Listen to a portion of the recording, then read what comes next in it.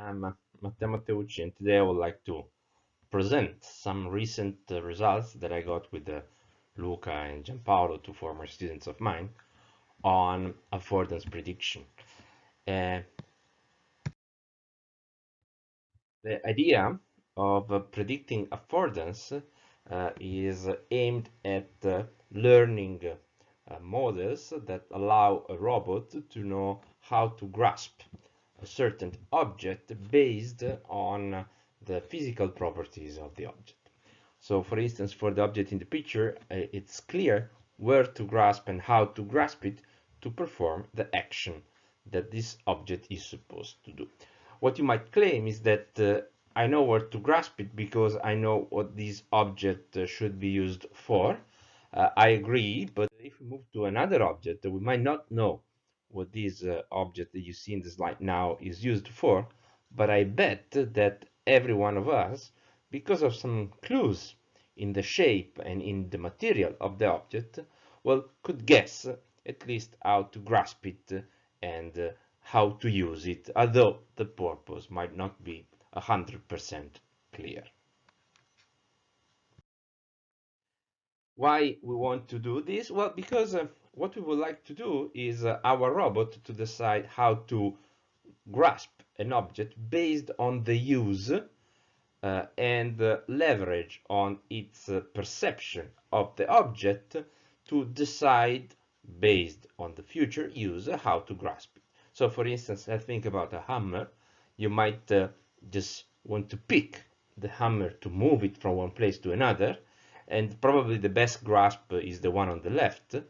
You might want to use it for beating, so probably the best grasp is the one on the middle, and you might even want to use this object for cutting, although the hammer was not created for cutting. And then if you really want to use it for this action, the best thing to do is to grasp it that way. So what we want to do is to learn how to look at an object, and based on the task we would like to perform with this object, although it's not the natural task for this object, we should choose the best grasp. Let me recall here that a lot of work has been done in pre-coding what are the best suitable grasp for a given task for a given object. The problem here is that we would like to abstract from whether the object was designed for the task, and we might even think about using a hammer for a completely different task with respect to the one it was thought for. Is our idea. We defined a task-oriented grasp in terms of three terms. One is the object we want to grasp, one is the grasp, that is how we are going to grasp it, and the third element is the use point that we would like to use. And in this term, our affordance is task-oriented because it refers to a grasp on a certain object for this object to be used in a certain point. This function gives you a real valued value, which is what we call task-oriented grasp affordance, and it is a different value for different tasks. So basically, if you want to use this grasp OGU for beating, might not be the best one. For cutting, it might be better. For just transporting the knife, might not be the ideal as well. So the idea is that given a tripole, you have a certain affordance function that will tell you with a real value the grasp affordance for that specific task. What we would like to do is to observe the object in sense of a model of the object and predict what will be for each point on its surface and for each possible use its grasp affordance. We assume we can learn it, or at least we can approximate this grasp affordance.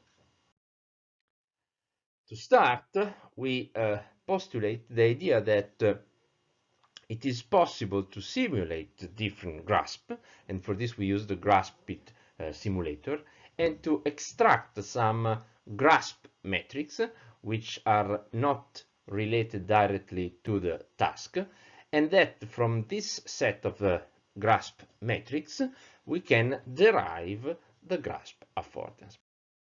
The grasp metrics I'm thinking about are those from the classical literature, for instance, graph robustness, or some geometrical uh, measures like the inertia of the object, the discharge of energy and momentum of the object, or some information about the local geometry of the object.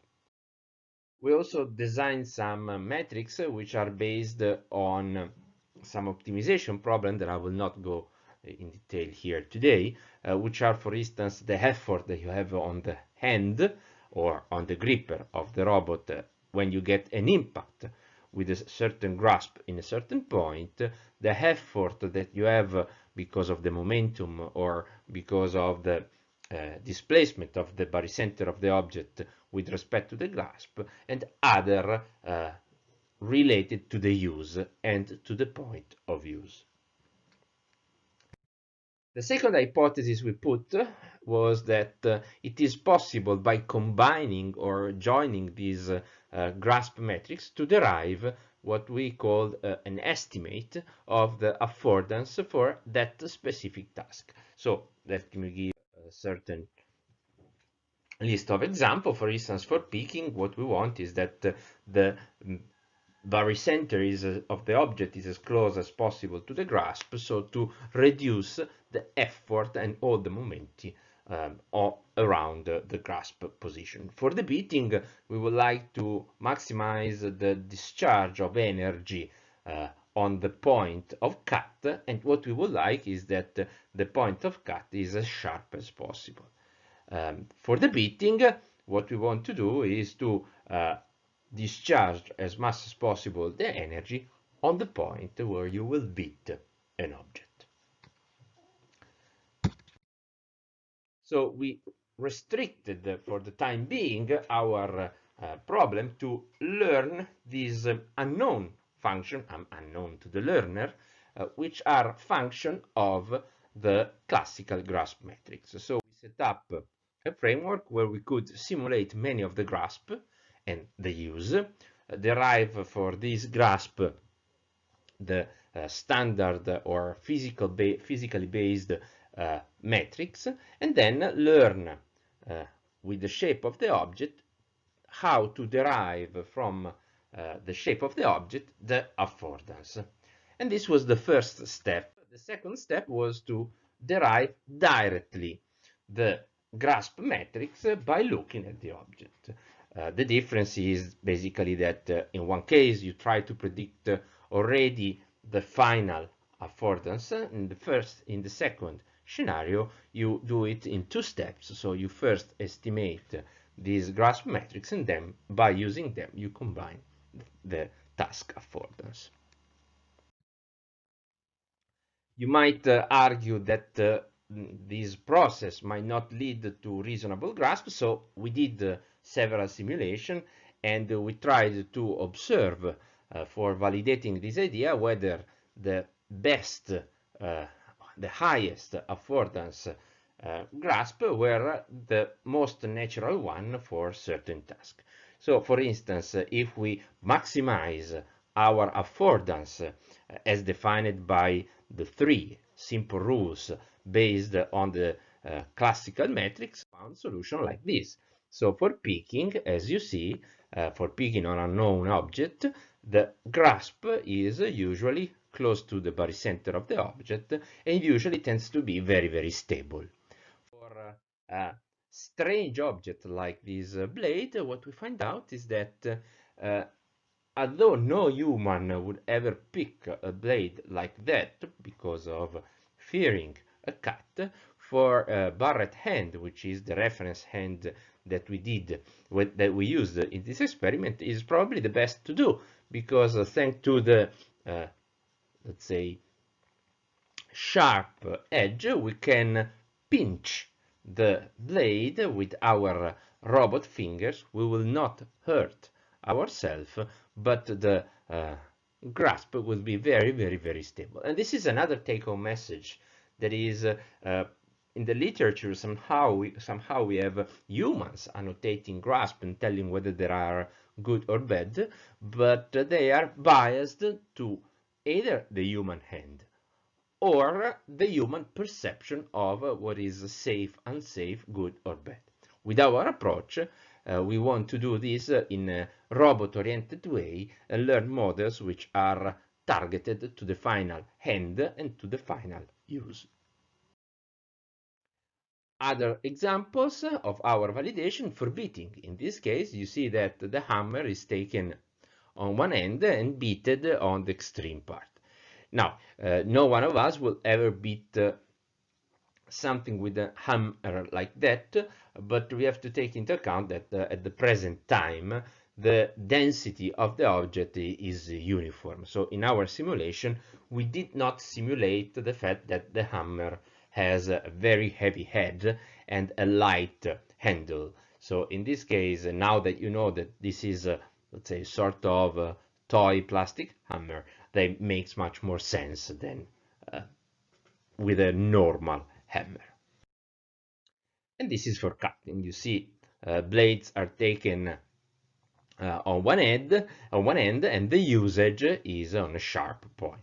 It's interesting the knife on the bottom left because in this case the usage is by rotating the hand, not by pressing. So you see that you have a use and a grasp point in the bottom left that allows a good cutting by rotating the wrist of the robot instead of moving the entire arm, which is very efficient with respect to the task, and again is not probably what a human would have done, but in terms of affordance for a robot, it's probably a very smart approach. Okay, that was for the validation. So we went further and we tried to learn these models, so to get similar result, not by extensive evaluation of all possible conditions, but by using models that were just allowed to look at the object. We assume in the first experiment that the object is available, so we applied a graph convolutional neural network to basically treat the shape, the mesh of the object as a graph, and for each node learn the affordance in terms of either grasping point or usage point. Since we are mostly interested in the grasping point, what we will do, we evaluate the value of the tripole, I remember, grasp, object, and usage for different usage point.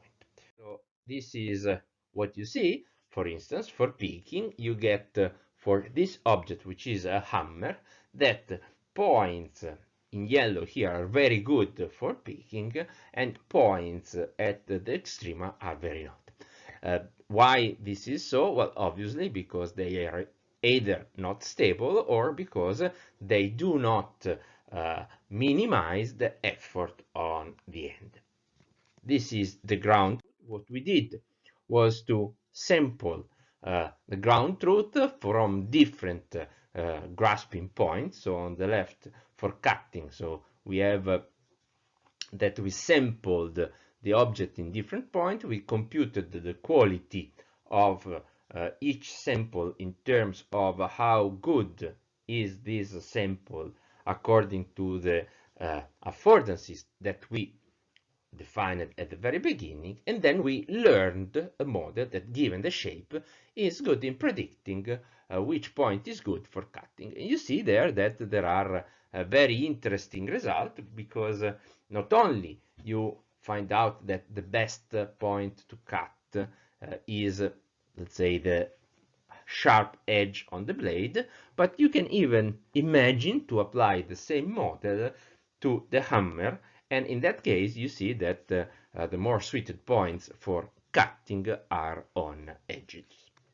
We did the same for picking, and again you get the same results in terms of best place to pick an object, which is in the center of the object. I need to specify here that the training set in this case was different from the test set. So basically what we did, we validated on a different object with respect to the ones that we use for training. Last is the example of a joint model. So in this case, you have a usage point, which is the red point that you see moving around the object there, and the yellow point is the most interesting point to grasp in order to beat using the red point. And you see that indeed, for instance, in the bottle, if you want to use the body of the bottle for beating in the red point, you have to grasp from the cap the bottle. And this is learned by graph convolutional neural network, which uses the mesh, and for each node of the graph predict, having another node used as a beating point, how good is a grasp at that point. The second experiment we did was not to try to predict directly the affordance, because this needs the entire shape of the object, but try to predict some physical properties of the object by looking at a partial observation. For doing this, we supposed to have some range camera and to observe partially an object with this range camera. So we have an object, we simulate a range image with the camera which is in the center of the robot gripper, and we evaluate according to this perspective whether the point in front of you is a good point for grasping given a certain task. Since this is a little too complex, what we did was, okay, instead of predicting directly whether this is a good point to grasp given a certain task, what we tried to predict is what would be the matrix, the physical grasp matrix that we will get if we grasp at that point. Since in the previous experiments we have seen that these physical metrics are good for predicting the affordance, we can imagine on a second step, what we didn't yet, that we could directly predict the task affordance. To do this, we used again deep neural network. It is based on PointNet. I will not go in the detail because I'm short in time and because probably it will take quite a long time. What I would like just to say is that we predict the value of the stability of the grasp, of the sharpness of the object, of all the metrics that I was showing at the beginning by just looking a point cloud in front of your grip.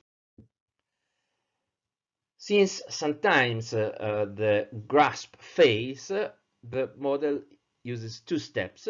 The first one checks whether, according to the current direction of approach and the current surface property, we will grasp it successfully, and in this case, what will be the resulting matrix of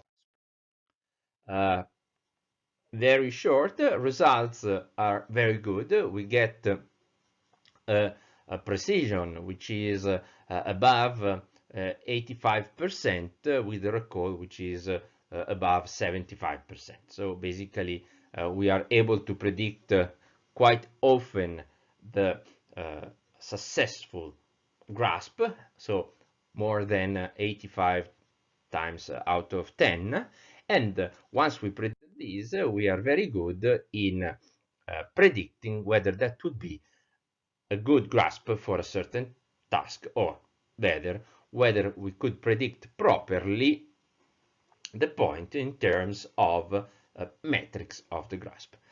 These are some examples. Again, I recall that there was no pawn, there was no axe, there was no bottle in the training set. What we are doing here, we are trying to predict by just looking at the portion of the object in front of the hand, whether that would be a good grasp for peaking. Well, not directly for peaking, but we are trying to predict how good are the metrics from peaking. How do we measure the quality of this?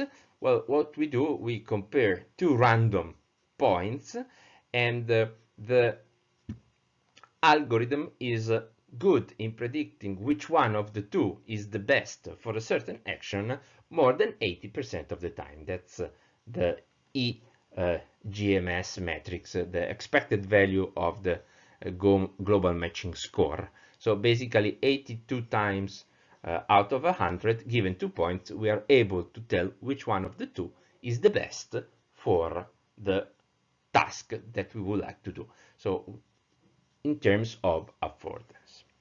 Okay, sorry, I was too long. Take home message. We studied a way to frame task-oriented grasping. We developed a set of plugins for Graspit in order to extract some physical related metrics of a grasp on an object for a certain task. We did this on 22 objects, 2 distinct data sets that we use for training and validation. We were able to model the affordances, at least for peaking, beating, and cutting, and we were also able to use some vision-based, in terms of 3D point cloud, algorithm and model for predict the metrics that we computed with the simulator. In doing this, we developed a LoCan-PoleNet model for the inference, but I didn't describe it in detail within this talk. Thank you for listening to me. Sorry if I went too long, and I'm open to any question from you. For asking the question. So you asked me whether in the recent past we have worked on other physical characteristics of an object beside the geometry of the object. In a sense that we have mostly dealt with some force exchanged with the hand and shape of the object. So we didn't really dig into the physical properties of it. So for instance, going back to the example that I gave at the beginning of my talk, you know how to pick this object because of the geometrical properties, but probably you cannot infer the use. But if you look at it carefully, you see that there are pieces which are in plastic, hard plastics, soft plastics, and some of them are in metal. These are physics properties that you can guess from vision. And this is even more important if we look at this object. I mean, based on our previous knowledge and based on the appearance and the shape, we can tell that the part on the top left is way more heavy than the part in the bottom right. Can we learn and can we generalize the approach that we took in our idea also to other physical properties? I think yes, in a sense that by exploiting shape and visual cues, you can try to guess what would be the weight or the hardness of the object.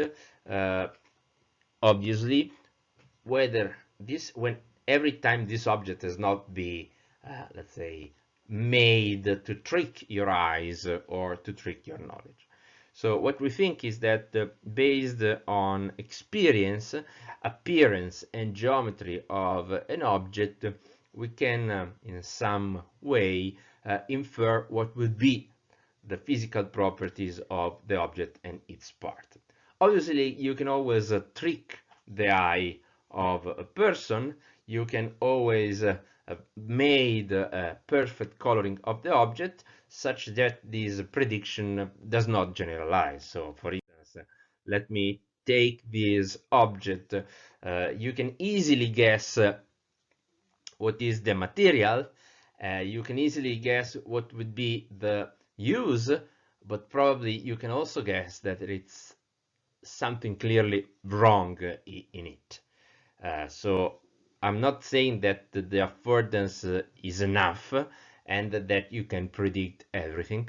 What you could predict is that it is metal, it has a handle, so you know whether to grasp it in a certain point, which is probably the black handle. You might even guess that at the current time this is a hot object by looking at it. Well, about the use, although I'm an Italian guy, I have a lot of doubts whether I would be able to use it in a proper way. Thank you for asking, and thank you for attending remotely this speech. I hope to interact with you, well, in person, maybe in the next occasion. Bye-bye.